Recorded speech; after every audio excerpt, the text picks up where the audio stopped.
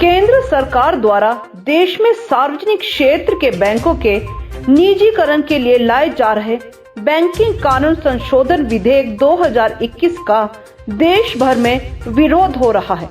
इस बिल के विरोध में देश भर के 10 लाख से ज्यादा बैंक कर्मी 2 दिन की हड़ताल पर है।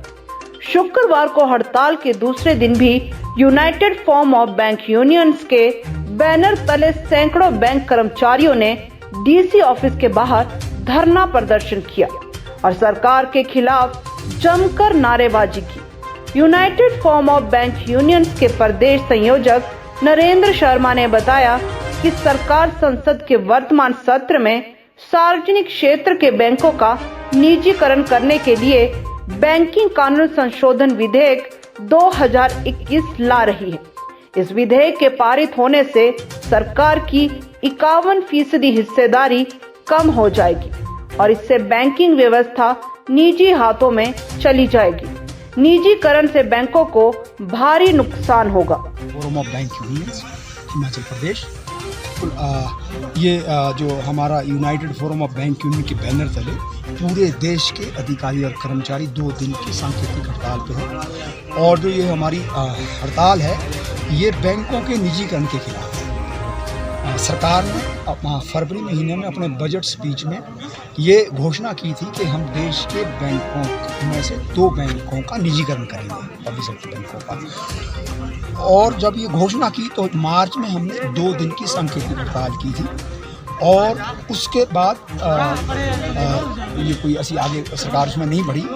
लेकिन विंटर सेशन ऑफ पार्लियामेंट में जब ये बिल निजीकरण के लिए, जिसका रास्ता निजीकरण के लिए साफ हो जाएगा, बैंकिंग रेगुलेशन अमेंडमेंट बिल, उसमें ये प्रावधान है कि देश के पब्लिक सेक्टर बैंकों में सरकार की हिस्सेदारी 51% से इस देश में कम नहीं हो सकती। लेकिन उसी जो बिल है उसकी अमेंडमेंट सरकार करने जा रही है और उसमें ये प्रावधान जोड़ा जा रहा है कि देश के पब्लिक सेक्टर बैंकों में सरकार की हिस्सेदारी 51% जो मिनिमम थ्रेशोल्ड लिमिट था वो 28%, 26 से 28% का सरकार करने जा रही है।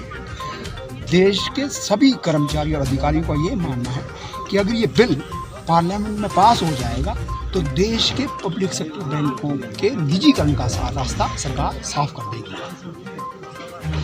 जब ये बिल पास हो जाएगा तो सवाल ये नहीं है कि ये 1 बैंक होगा या 2 बैंक होगा, वो ऐसा कदम है कि उससे किसी भी बैंक को सरकार जब भी चाहे निजीकरण की तरफ ले जा सकती है।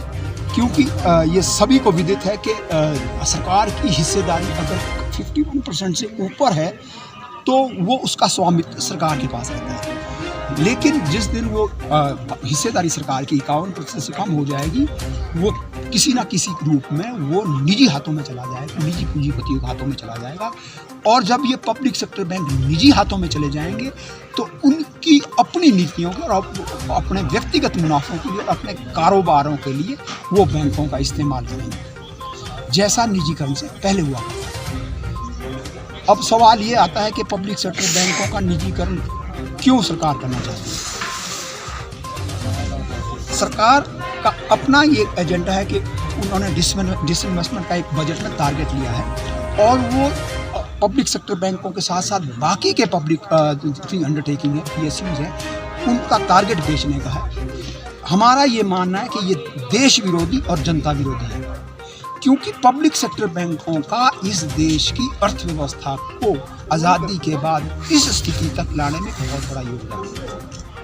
अगर नुकसान की बात करें, नुकसान ऐसे आकलन करना तो मुश्किल है, लेकिन असुविधाएं जरूर हुई, ट्रांजैक्शंस नहीं हुई होगी। 5-7 हज़ार करोड़ से आसपास की जितनी भी ट्रांजैक्शन इस प्रदेश में होती थी, चाहे सरकार की इंडिविजुअल्स हों, उसमें जरूर गतिरोध हुआ है, उसमें जो डिस्ट्रप्शन हुई है।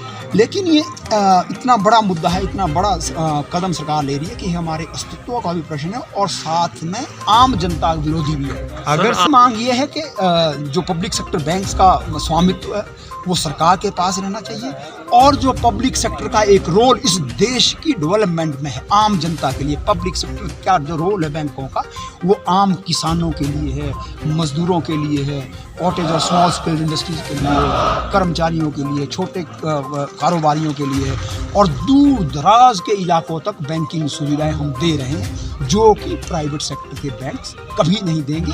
वो जो अगर ये हम प्राइवेट हो जाएंगे तो वो व्यक्तिगत मुनाफों के लिए उसका इस्तेमाल करेंगे, और ये बहुत हम उसको रेट्रोग्रेड मतलब जिस तरह से आपने कहा है हमारी रणनीति तो यही है कि ये इस बिल को हम किसी भी सूरत में पार्लियामेंट में पास नहीं होने देंगे, क्योंकि ये हमारे अस्तित्व एग्जिस्टेंस पब्लिक सेक्टर के अस्तित्व की लड़ाई है, और इस अस्तित्व की लड़ाई को हम किसी भी हद तक जा करके लड़ेंगे।